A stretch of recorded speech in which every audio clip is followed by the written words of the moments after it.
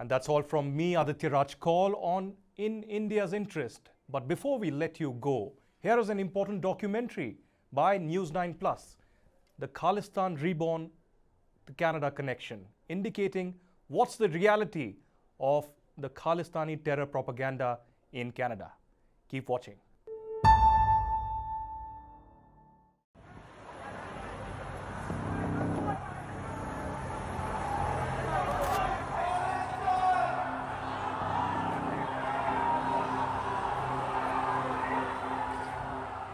On 20th March 2023, a mob of Khalistan supporters vandalized the Indian High Commission in London. A day later, the Indian consulate in San Francisco was attacked.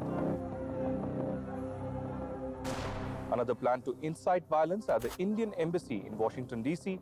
was foiled by the secret services. The attacks exposed the resurgence of the Khalistan movement. The last time we saw that was in the 1980s, and that led to the worst ever incident of terrorism in Canadian history.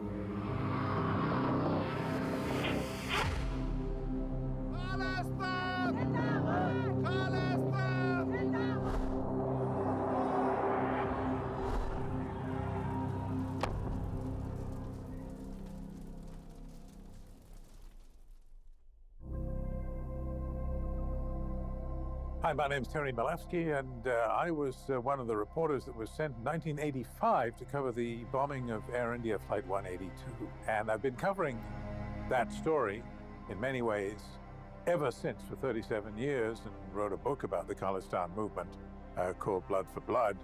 And I'm still talking about it. It won't go away. My name is Anil Bhattacharya. You know, I've seen it evolve and grow in strength, which really didn't exist on the ground about 10 years back. No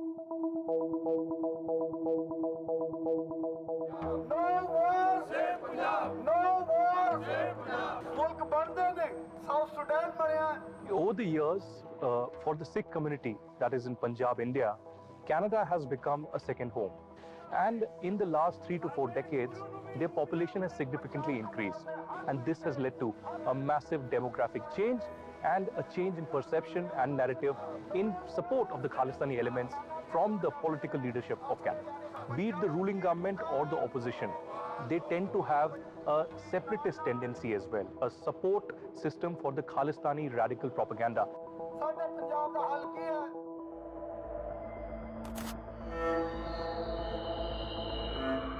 This year has been a record year in terms of gangland killings in Canada. Some of that is definitely attributable to gangs operating, Indo-Canadian gangs operating, who would have links to a degree with the Khalistan movement. There is a growing degree of concern within Canadian law enforcement that these transnational gangs are in the future going to cause problems in Canada.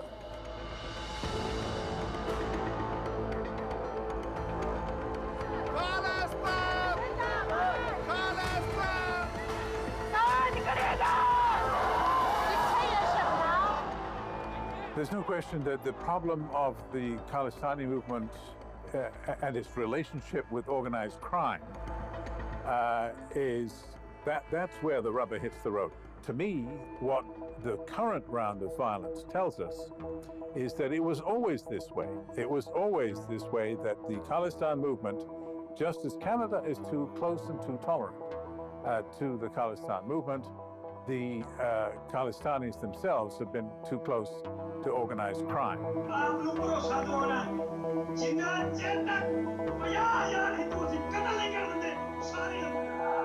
We are not paying attention, close enough attention, to the intersection of the Khalistan movement and organized crime. They are immune from Indian law. They know that they cannot be extradited, even if extradition proceedings start against them, that process can take up to a decade.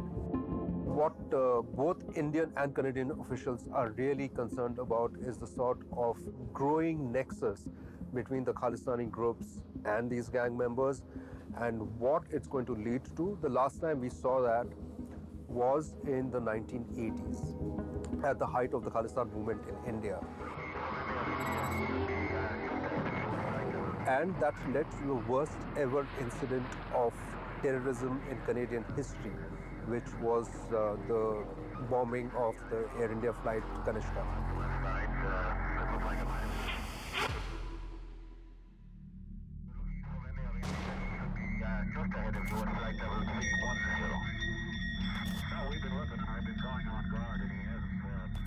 Now, in terms of support from state actors, I mean, we are very aware that Pakistan, through its High Commission and through its consulates in Canada, does tend to play a significant role in the organization of the Khalistani groups there, including funding. There was a Consul General of Pakistan in Toronto who was actually asked by the Canadian government to leave the country because he was playing a role in fomenting both Islamist terrorism as well as Khalistani groups in the area.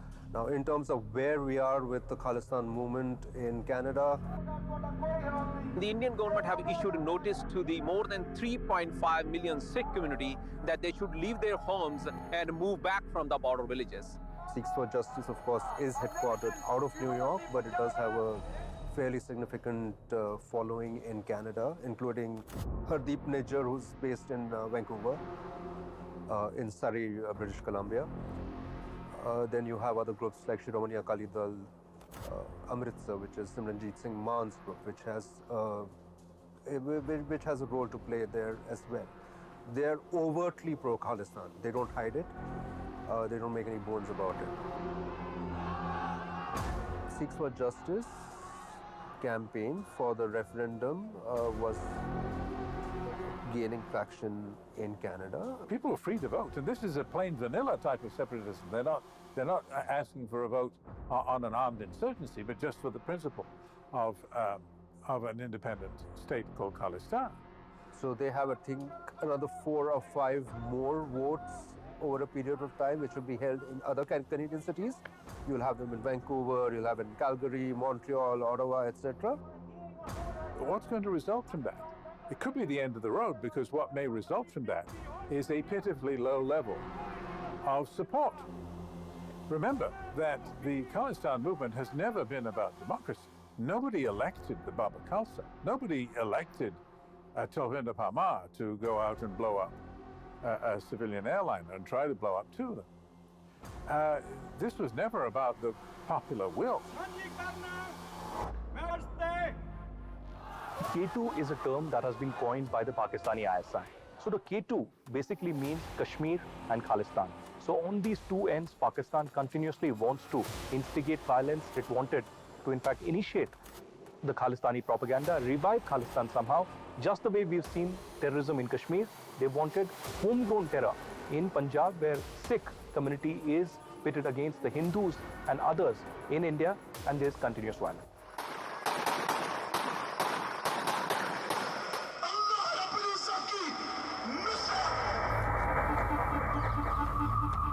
There's no question that it's a real project.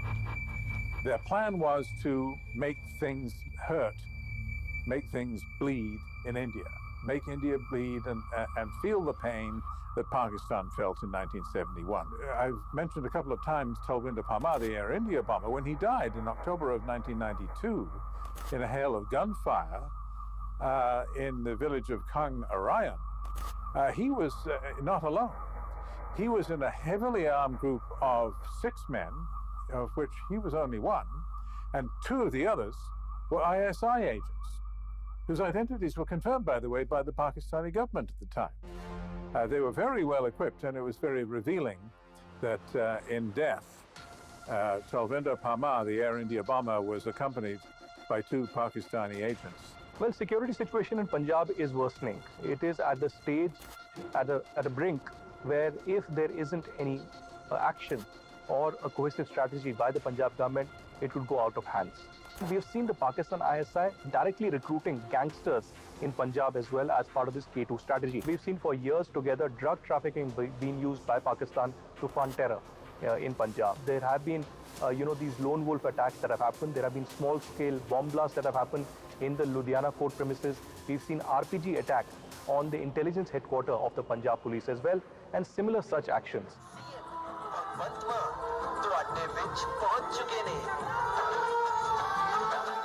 Understand the political vacuum in Punjab today. No traditional party, which is essentially the Akalis and the Congress, has now any space after the last election. You have a complete novice, the Aam Aadmi Party, which has no roots in the communities. It has ridden a wave, essentially, surfed over a wave of anti-Congress and anti-Akali sentiment. But it has no roots down there. These people, who are essentially outsiders to the political process, have no understanding also of administration.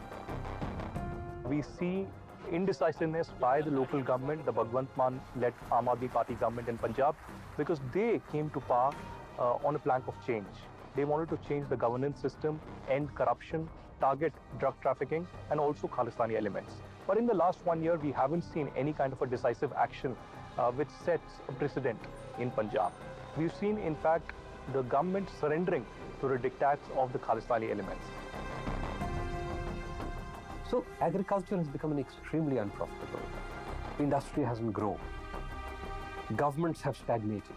Today, the crisis of governance in Punjab is such that many a month they have difficulty in paying their salaries to government servants. On top of that, you have significant crises. You have an estimated, I think, 20 million unemployed youth in Punjab. You have an environment and an atmosphere of corruption and mistrust. The youth is looking for outlets. Whether that outlet comes in the form of a secular Kisan agitation, or then that having dissipated, you will find the same people have gravitated towards, or at least some of the same people will have gravitated towards Amritpal Singh.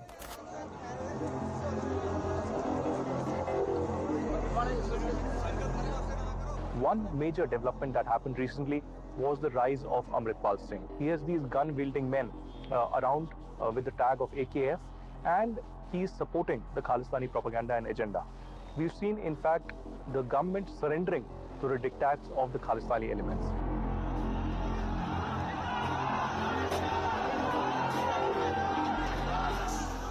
The state has become weaker, has become more corrupted.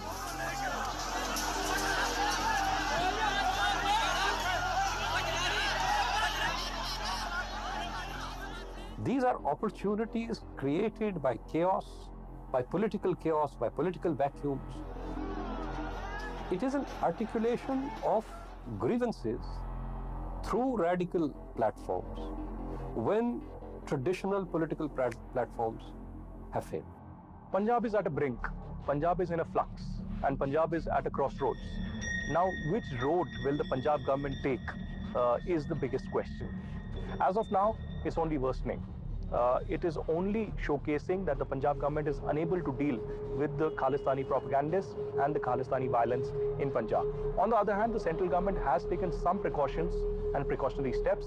You've seen UAPA being enforced against Khalistani elements, including the head of Sikhs for Justice, Gurpatjit Singh Pannu, and elements from Babar Khalsa and other Sikh Khalistani terror organizations. Situation can go out of hand, and it will be a victory for the Pakistani deep state, where the K2 strategy will be not only implemented, but will be successful.